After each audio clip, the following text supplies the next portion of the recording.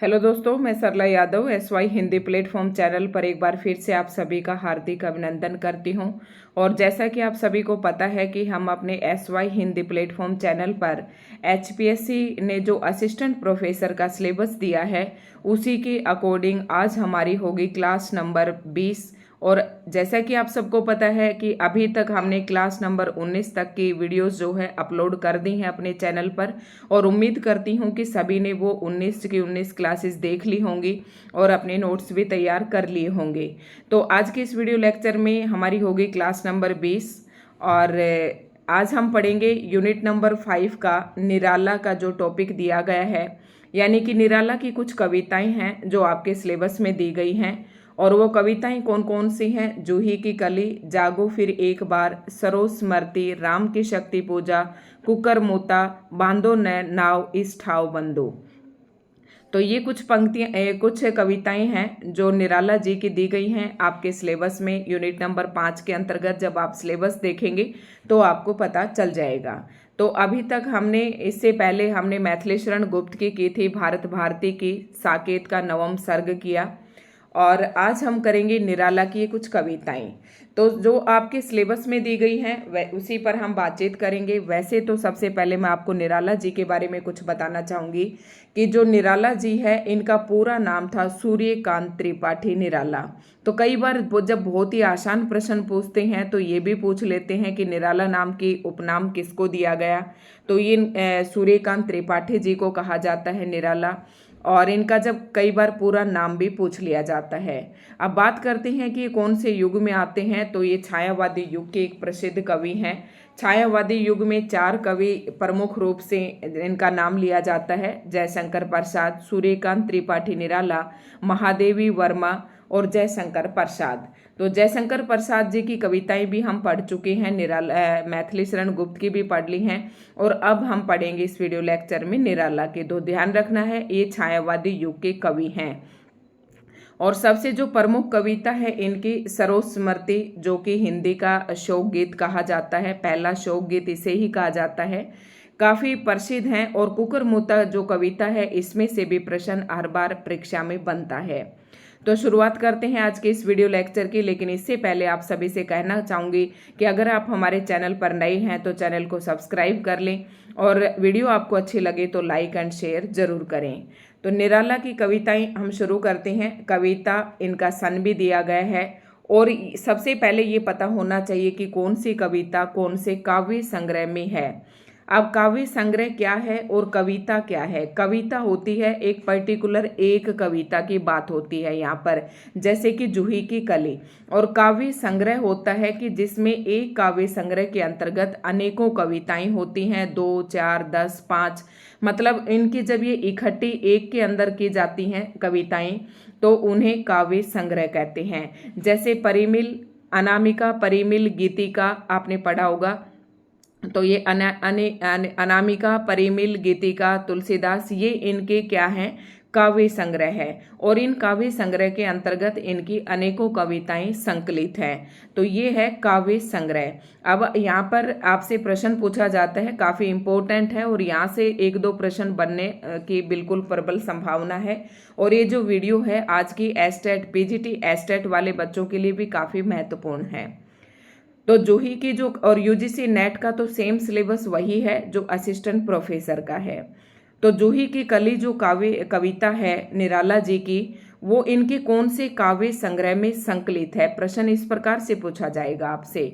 तो जूही की कली परिमिल नामक काव्य संग्रह में प्रकाशित है, जो काव्य संग्रह 1930 में प्रकाशित हुआ। उसके बाद जागो फिर एक बार, तो ये भी परिमिल में ही प्रकाशित है। ध्यान रखना है कि जूही की कली जब जागी सुबह के टाइम में, तो ये दोनों परिमिल में आप इसे कर सकते हैं स्टोर। इस तरीके से दोनों याद रखना कि जूही की कली और जागो फिर एक बार, तो ये जो दोनों कविताएं हैं ये परिमल नामक काव्य संग्रह में संकलित हैं। और परिमल जो काव्य संग्रह है वो 1930 में प्रकाशित हुआ। आई होप आप अच्छे से समझ गए होंगे। उसके बाद बात करते हैं सरोज स्मृति। तो सरोज स्मृति जो कविता है वो 1935 में प्रकाशित हुई। उसके बाद राम की शक्ति पूजा आपको याद रखना है, ये 1936 में प्रकाशित हुई। जैसे कि छायावादी युग की जब समय सीमा की बात करें तो 1918 से 1936 ईस्वी है। तो 1936 में छायावादी जो युग है उसका अंत हो जाता है। तो याद रखना है, सरोज स्मृति 1935 में प्रकाशित हुई, ईस्वी है ऊपर दिया गया है। राम की शक्ति पूजा 1936। अब याद करेंगे जूही की कली जागी, तो ये दोनों किस में है, परिमिल में है। उसके बाद याद करने की एक ट्रिक है, सरोज स्मृति, सरोज की स्मृति में राम की शक्ति पूजा आती है और वो सुबह उठ के अनामिका के साथ राम की पूजा करने लग जाती है। याद रखना, तीनों ऐसे भी आप नाम याद रख सकते हैं कि सरोज, राम और अनामिका, सरोज, राम और अनामिका, ठीक है, ऐसे भी याद रख सकते हैं, तीनों नाम एक साथ हैं। तो सरोज, अनामिका और राम की शक्ति पूजा, ये तीनों, सरोज स्मृति और राम की शक्ति पूजा, ये अनामिका काव्य संग्रह में प्रकाशित है। और जो अनामिका काव्य संग्रह है वो कब प्रकाशित हुआ था, तो ये 1938 में प्रकाशित हुआ था, ध्यान से याद रखना है। उसके बाद आती है कुक्करमुत्ता, और ये अपने आप में एक प्रसिद्ध कविता है। इनकी काफ़ी लंबी कविता है जो कि सन 1941 में प्रकाशित हुई थी, और इसके काव्य संग्रह का नाम भी कुक्करमुत्ता है जो 1943 में प्रकाशित हुआ, ये काव्य संग्रह है। तो इस संग्रह में और भी, कुक्करमुत्ता काव्य संग्रह में और भी कविताएं होंगी, लेकिन इस काव्य संग्रह को कवि ने कुक्करमुत्ता जो इनकी कविता थी उसी का नाम इस काव्य संग्रह को भी दे दिया है। उसके बाद अगली बात करें, बांधो न नाव इस ठाव बंधु, तो ये जो कविता है ये अर्चना नामक इसके काव्य संग्रह में प्रकाशित है, और अर्चना जो काव्य संग्रह है वो 1950 में प्रकाशित हुआ, ठीक है, ऐसे याद रखना है। तो सबसे पहले एक बार फिर से रिवाइज करवा देती हूँ, जूही की कली और जागो एक बार, जागो फिर एक बार, ये दोनों परिमिल नामक काव्य संग्रह में प्रकाशित हैं। उसके बाद सरोज स्मृति, राम की शक्ति पूजा, ये अनामिका काव्य संग्रह में प्रकाशित हैं। कुक्करमुत्ता की बात करें तो कुक्करमुत्ता काव्य संग्रह में ही प्रकाशित है। और बांधो न नाव इस ठाव बंधु, तो ये अर्चना नामक काव्य संग्रह में प्रकाशित है। अणिमा, अर्चना, ये आप इनके पढ़ेंगे ना, इन्हीं के नाम इसमें ज़्यादा हैं। ध्यान देने योग्य एक बात है कि अनामिका 1923 में प्रकाशित हुई थी, किंतु उसके दूसरे संस्करण 1938 ईस्वी में सरोज स्मृति और राम की शक्ति पूजा प्रकाशित हुई। ध्यान देने योग्य बात यह कि अनामिका जो इनका काव्य संग्रह था, वैसे तो वो 1923 में प्रकाशित हो गया था, लेकिन जब इसका दूसरा संस्करण निकाला गया और उस दूसरे संस्करण में जो 1938 में प्रकाशित हुआ दूसरा संस्करण, उस समय इसमें सरोज स्मृति और राम की शक्ति पूजा, ये दोनों कविताएं इस काव्य संग्रह के अनामिका नामक काव्य संग्रह के दूसरे संस्करण में प्रकाशित हुई। ध्यान रखना है, क्योंकि कहीं कहीं पर आपको 1923 मिल जाएगा बुक्स में, कहीं 1938 मिल जाएगा और आप लोग फिर कंफ्यूज हो जाएंगे। ठीक, ऐसे ही कुक्करमुत्ता में है, तो याद रखना है कुक्करमुत्ता जो कविता है वो 1941 में प्रकाशित हुई थी, लेकिन कुक्करमुत्ता जो काव्य संग्रह है वो 1943 में प्रकाशित हुआ था। तो आई होप आप अच्छे से समझ गए होंगे। अब वीडियो को हम बहुत ज़्यादा लंबी नहीं करेंगे, और एक दो कविताएं जो हैं उनके बारे में हम इस वीडियो में पढ़ेंगे, फिर इसका हम एक दूसरी पार्ट भी बना देंगे। तो जूही की कली, सबसे पहले यही कविता हम पढ़ेंगे, जूही की कली और जागो फिर एक बार। तो जूही जागती है किसके साथ, मैंने आपको बताया था, काव्य संग्रह याद रखना है परिमल के साथ, ठीक है। और राम की शक्ति पूजा, और एक और कौन सी थी, मैंने आपको दोनों बताई हैं कि ये दोनों किस में थी, अनामिका नामक काव्य संग्रह में थी। सरोज स्मृति और राम की शक्ति पूजा ये अनामिका काव्य संग्रह के अंदर है। शुरू करते हैं, जूही की कविता की विषय वस्तु क्या है। अब मैंने जैसे कि बताए थे कि जूही की कली जो कविता है उसकी व्याख्या, उसका सरलार्थ हम अभी नहीं पढ़ेंगे, बाद में करेंगे। पहले हम सब्जेक्टिव यानी कि आपके स्क्रीनिंग के हिसाब से तैयारी कर रहे हैं। तो विषय वस्तु क्या है, जूही की कली जो कविता है उसकी विषय वस्तु के बारे में देखना है कि यह एक प्रेम कविता है। इसमें निराला ने जूही की कली को नायिका एवं पवन को नायक के रूप में प्रकृति चेतना के सूक्ष्मांकन के साथ साथ प्रेम, श्रृंगार और भोग का समन्वित चित्र प्रस्तुत किया है।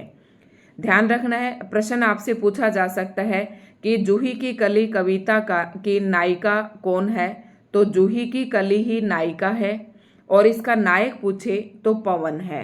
दोनों चीजें आपको याद रखना है। और जूही की कली को नायिका और पवन को नायक बनाकर प्रकृति की जो चेतना है उसके सूक्ष्म के सूक्ष्म रूप का प्रेम, श्रृंगार और भोग, इन तीनों का समन्वय करके चित्र प्रस्तुत किया गया है।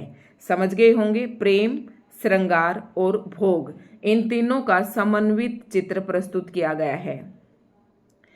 आगे देखते हैं। इस कविता में निराला ने ललित भावनाओं की सरस एवं स्वच्छंद अभिव्यक्ति की है। इसमें कवि ने नूतन सौंदर्य बोध के साथ साथ सुंदर कल्पना की अभिव्यक्ति भी की है। यानी कि इसमें कवि की कल्पना भी है और कवि की कल्पना के साथ साथ जो नवीन सौंदर्य बोध है उसकी सुंदर अभिव्यक्ति की गई है। अब इस कविता के अंदर विशेष तौर पर अगर मुख्य बात करें तो वो क्या है, विशेष क्या है इस कविता के अंतर्गत, तो प्रश्न यहाँ से बनना लाजमी है कि मुक्त छंद की पहली कविता है। मैंने आपको कल की वीडियो में भी बताया था कि अगर छंद मुक्त कविता की बात की तो सबसे पहले ये निराला ने की थी कि जिस प्रकार से आदमी को स्वतंत्रता चाहिए उसी प्रकार कविता की भी स्वतंत्रता होनी चाहिए, अर्थात कविता को भी छंदबद्ध नहीं होना चाहिए। तो ये बात निराला ने कही थी सबसे पहले। और जो अब जूही की कली है ये मुक्त छंद की पहली कविता है। याद रखना है, पेपर में आपसे पूछा जा सकता है कि मुक्त छंद की पहली कवि कौन सी है, तो कौन सी है, जूही की कली, याद रखना है। और जूही की कली ये 1916 में शायद प्रकाशित हुई थी, यहाँ पर इसका प्रकाशन वर्ष नहीं दिया गया है। और मुक्त छंद को क्या कहा, रबड़ छंद या केचुआ छंद भी कहा जाता है। मुक्त छंद को रबड़ छंद, यानी कि जब इसमें छंद क्या होता है कि छंद में मात्राओं की या कुछ तो मात्रिक छंद होते हैं और कुछ वार्णिक छंद होते हैं, तो उसमें प्रतिबंध लग जाता है कवि के ऊपर कि जो वो जिस छंद का प्रयोग कर रहा है उससे ज़्यादा ना मात्रा यूज कर सकता है और ना ही किसी वर्ण का प्रयोग कर सकता है। लेकिन यहाँ पर निराला ने अपनी कविता लिखी जूही की कली, जो कि मुक्त छंद की पहली कविता है। अब जब छंद मुक्त होगी तो चाहे उस कविता को तुम कितना ही खींच लो, ना उसमें वर्णों का इतना ज़्यादा ध्यान रखना है और ना ही मात्राओं का ध्यान रखना है। तो मुक्त छंद को क्या कहा गया, रबड़ छंद या केचुआ छंद भी कहा जाता है। इस कविता की तुलना कीट्स की नाइतलिंग कविता से की गई है। तो कीट्स नामक जो कवि था उसकी नाइतलिंग जो कविता है उस कविता से इसकी तुलना की गई है। ये कविता सतरंगी किरण के रूप में स्वीकृत है। ध्यान रखना है, जूही की कली, तो ये सतरंगी किरण के रूप में स्वीकृत है। इस कविता में कहीं कहीं रीतिकालीन स्थूल सौंदर्य चित्रण मिलता है। रीतिकालीन, याद रखना है, रीतिकाल में श्रृंगार की ज़्यादा बोलबाला था और ब्रज भाषा के शब्दों का प्रयोग किया गया था, तो उसी तरीका का जो स्थूल सौंदर्य है उसका चित्रण मिलता है। यानी कि रीतिकालीन जो स्थूल एक होता है सूक्ष्म, तो स्थूल सौंदर्य चित्रण मिलता है इस कविता के अंदर। इन पंक्तियों से आप समझ सकते हैं, मसल दिए कोरे कपोल गोल, नायक ने चूमे कपोल। तो इस तरीका की जो शब्दावली थी, इस तरीके के जो शब्द थे वो रीतिकाल में काफ़ी प्रयोग किए गए और वो इस हद तक भी प्रयोग किए गए कि पढ़ने में भी शर्मिंदगी महसूस होने लगते थे। और इसी तरीके के कुछ प्रयोग जूही की कली में भी किए गए।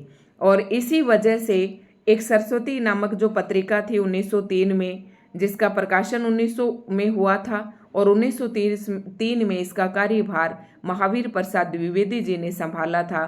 तो महावीर प्रसाद द्विवेदी जी ने सरस्वती पत्रिका में इस कविता को छापने से मना कर दिया था, क्योंकि महावीर प्रसाद द्विवेदी जी जो थे हिंदी भाषा के परिमार्जन को लेकर काफ़ी सजग थे। वो नहीं चाहते थे कि हिंदी के साथ जो मन में आए वही खिलवाड़ किया जाए, तो इन्होंने इस कविता को जो है छापने से मना कर दिया था। इस कविता में मानवीकरण अलंकार है। अब यहाँ पर आपको मानवीकरण अलंकार पर ध्यान देना होगा। मानवीकरण अलंकार होता है जहाँ पर मानवीय क्रियाओं की चेष्टाओं का प्रकृति पर आरोप किया जाता है। यानी कि जो प्रकृति की जो भी इस कविता में मानवीकरण किया गया है, मानवीय क्रियाओं की चेष्टाओं की तरह प्रकृति की जो क्रियाएं हैं उन्हें दिखाया जाता है। ठीक है, तो जूही की कली इसको नायिका बनाया गया और पवन जो है इसे नायक बनाया। तो इसका जो है मानवीकरण अलंकार है। ध्यान रखना इस कविता में मानवीकरण अलंकार है, काफी इंपॉर्टेंट बात है। और मुक्त छंद की पहली कविता है और सरस्वती पत्रिका में से छापने से मना कर दिया था।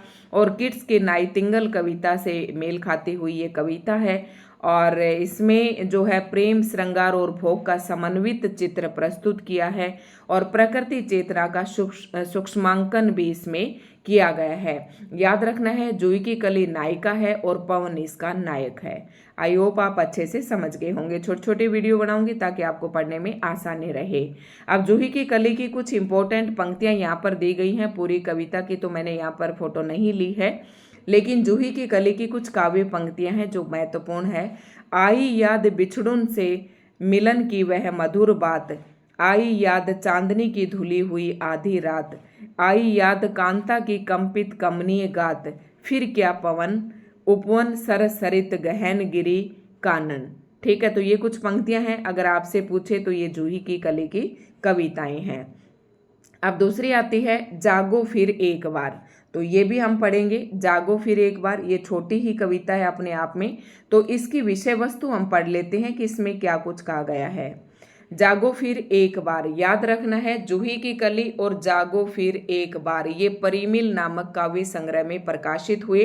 और कब प्रकाशित हुआ? परिमिल संग्रह जो है 1930 में प्रकाशित हुआ, इतना याद रखना है। फिर एक बार आपसे सीधे तौर पर पूछ सकते हैं कि जागो फिर एक बार कविता के रचनाकार कौन है, तो ये किसकी रचना है? सूर्यकांत त्रिपाठी निराला की है। तो इसकी विषय वस्तु क्या है? वो तो एक प्रेम गीत था। जूही की जो कली नामक कविता थी वो एक प्रेम गीत था, लेकिन जागो फिर एक बार ये एक उद्बोधन गीत है। इसमें कवि ने पराधीन भारतवासियों को अपनी पराधीनता का भान कराते हुए लोगों में स्वतंत्रता की भावना को जगाने का प्रयास किया है। जैसे कि आप नाम से ही समझ रहे होंगे, बात कर रहे हैं 1930 के आसपास की। तो 1947 में भारत आज़ाद हुआ था और उस समय जो भारत को आज़ाद कराने के लिए हर तरीके जो लोग हैं वो अपने हर तरीके की कोशिश कर रहे थे कि देश को आज़ाद कराने में अपना योगदान दिया जाए। और सोए हुए लोगों को जागृत करने के लिए जो साहित्य के लोग थे वो अपनी कविताओं के माध्यम से लोगों को जागृत कर रहे थे।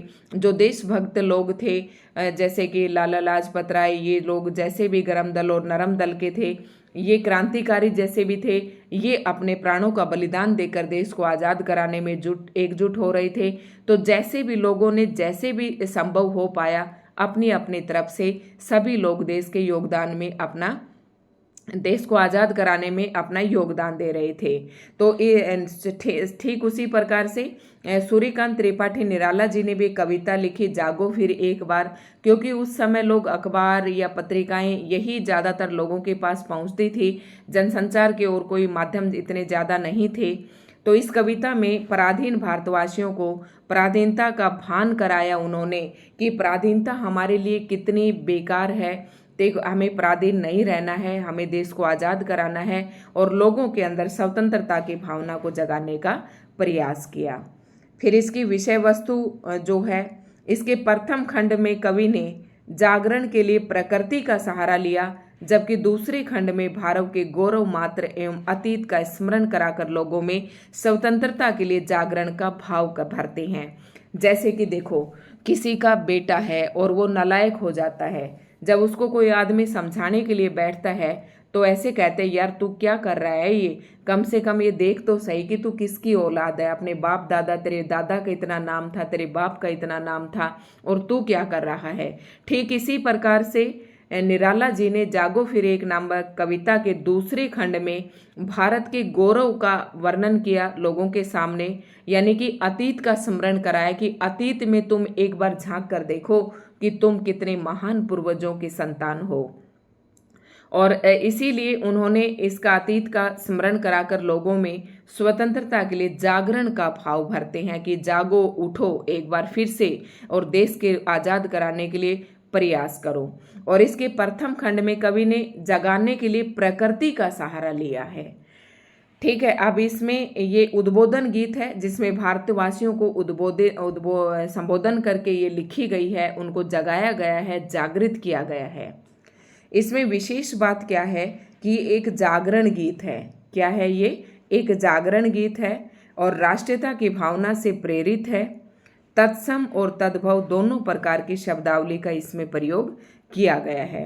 अब जागो फिर एक बार की कुछ काव्य पंक्तियां हैं और जो काफ़ी फेमस हैं कि शेरों की मांद में आया है आज सयार, जागो फिर एक बार। यहाँ पर सयार जो है अंग्रेजों को, ब्रिटिश शासन को कहा है, और शेरों की मांद यानी कि शेर कहा गया है भारतवासियों को और मांद कहा है भारत को, कि भारत देश में एक बार फिर से शेरों की मांद में शेयार घुसने की कोशिश कर रहा है, तुम जागो फिर एक बार। तो ये कविता काफ़ी महत्वपूर्ण है। और अब स्रोतस्मृति कविता है, इसे भी अगर आप कहें तो हम कर लेते हैं, क्योंकि जो लास्ट में है वो काफ़ी राम की शक्ति पूजा, ये काफ़ी अपने आप में एक लंबी कविता है, तो इसको भी थोड़ा सा हम पढ़ लेते हैं। जो स्रोतस्मृति कविता है इसमें क्या कहा गया है। वीडियो अभी 21 मिनट की हुई है। तो स्रोतस्मृति जो कविता है ये भी आपको पता है, पीछे हम सारा पढ़ चुके हैं कि सरोज, अनामिका और राम की शक्ति पूजा। मैंने ट्रिक बताई थी कि स्रोतस्मृति और राम की शक्ति पूजा ये दोनों अनामिका काव्य संग्रह में प्रकाशित हैं, ध्यान रखना है। ठीक है, तो विषय वस्तु क्या है इसकी? इसे हिंदी का पहला शोक गीत माना है। अभी हमने जागो फिर एक बार पढ़ा, ये उद्बोधन गीत है, और इससे पहले जूही की कली हमने पढ़ा, वो प्रेम गीत है। लेकिन जो स्रोतस्मृति है वो एक हिंदी का पहला शोक गीत माना जाता है। इसकी रचना निराला ने अपनी एकमात्र पुत्री सरोज के असमय निधन पर की थी। यानी कि जो निराला जी है उनकी एक बेटी थी और उसका नाम था सरोज, और सरोज का क्या है, असमय ही निधन हो जाता है। मतलब उसकी मृत्यु होने लायक नहीं थी लेकिन उसकी मृत्यु हो जाती है। इस कविता में कवि ने अपने अभावपूर्ण जीवन को धिक्कारा है, जो अपनी पुत्री का न तो उत्तम भरण पोषण कर सका और न ही उसकी समुचित चिकित्सा व्यवस्था। मतलब कवि ने अपने आप को धिक्कार किया है कि मुझे अपने आप को धिक्कारना चाहिए कि मैं ऐसा बाप हूँ जो न तो अपनी बेटी का ठीक से भरण पोषण कर पाया और न ही वो जब बीमार हुई तो उसकी चिकित्सा की सुविधाएं जुटा पाया। ठीक है, इस अभाव का भी वे हिंदी के तत्कालीन आलोचकों और संपादकों को मानते हैं जो उनकी रचनाओं को प्रकाशित नहीं करते थे। ये बात सही है। उस समय के जो कवि थे वो बेचारे काफ़ी गरीबी से उन्होंने संघर्ष किया, क्योंकि वो काव्य रचनाएं करते थे और काव्य रचनाएं जो हैं सभी की प्रकाशित नहीं होती थी। अगर प्रकाशित होते तो उन्हें बदले में कुछ इनकम होती उनकी, लेकिन वो प्रकाशित नहीं होते थे। और इसके मुख्य तौर पर इन्होंने आलोचकों और संपादकों को इसका जो जिम्मेदार ठहराया है। उन्होंने अपनी पुत्री सरोज के बालपन का चित्रण, अपनी कुंडली में 2 विवाह लिखे होने के कारण सास द्वारा सरोज का विवाह कर लेने का आग्रह, सरोज का विवाह, कान्य कुंज वंश की निंदा आदि का चित्रण कविता में किया है। याद रखना है कि सरोज के बालपन का चित्रण किया है इस कविता के अंदर।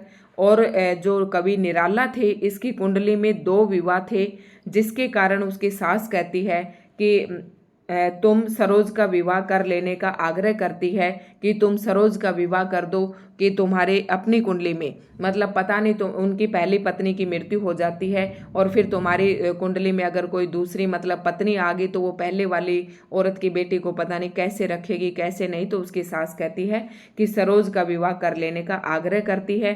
फिर ये सरोज का विवाह भी करते हैं, कान्य कुंज वंश की निंदा करते हैं आदि का चित्रण इस कविता में किया गया है। तो इसकी विषय वस्तु आप समझ गए होंगे।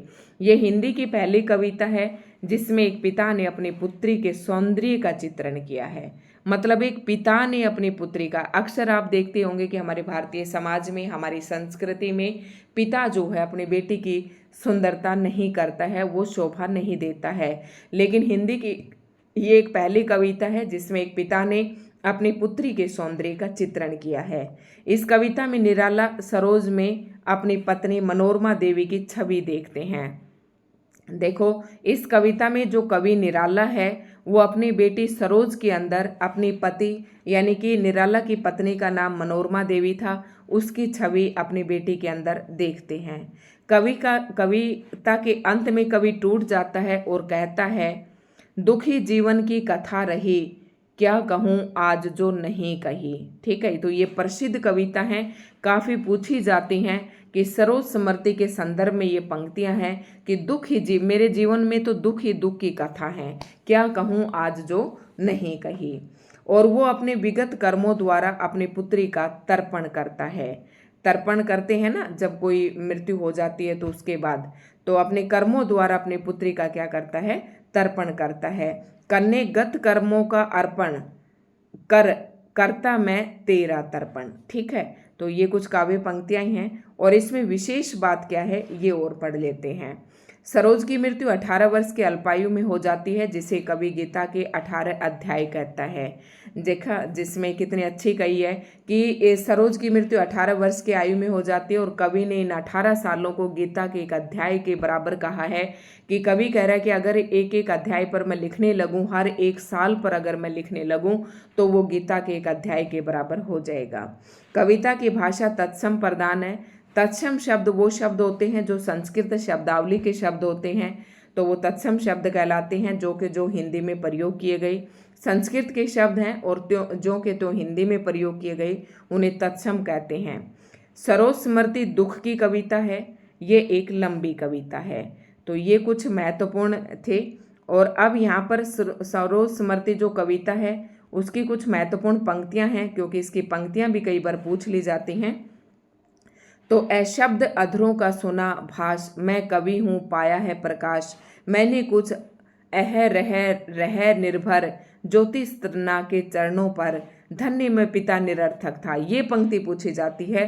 धन्य में पिता निरर्थक था, अपने आप को पिता होने के लिए निरर्थक स्वीकार करता है। कुछ भी तेरे हित न कर सका, अन्यथा जहाँ है भाव शुद्ध, साहित्य कला कौशल प्रबुद्ध, है दिए हुए मेरे प्रमाण, कुछ वहाँ प्राप्ति को समाधान। पार्श्व में अन्य रख कुशल हस्त, गद में पद में समाभ्यस्त, अस्तु में उपार्जन को अक्षम, वो कमाने में भी अक्षम है, कर नहीं सका पोषण उत्तम, तब भी मैं इसी तरह सम्मत, कभी जीवन में व्यर्थ ही व्यस्त। कह रहा कि कभी जीवन में इतना व्यस्त हूँ फिर भी कोई कमी नहीं हो रही, जिसके कुछ कमाई नहीं हो रही जिससे मैं तुम्हारा पोषण कर सकता। लिखता अबाध गति मुक्त छंद, पर संपादक गण निरानंद।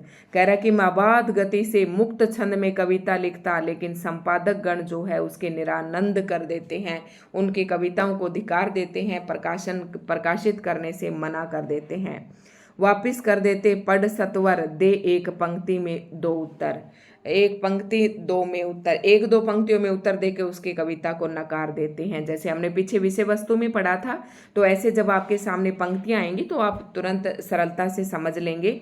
सोचा मन में हत बार बार, ये कान्य कुब्ज कुलांगार। तो उन्होंने कान्य कुंज को भी कलंकित है, उस वंश के बारे में भी कहा है कुछ।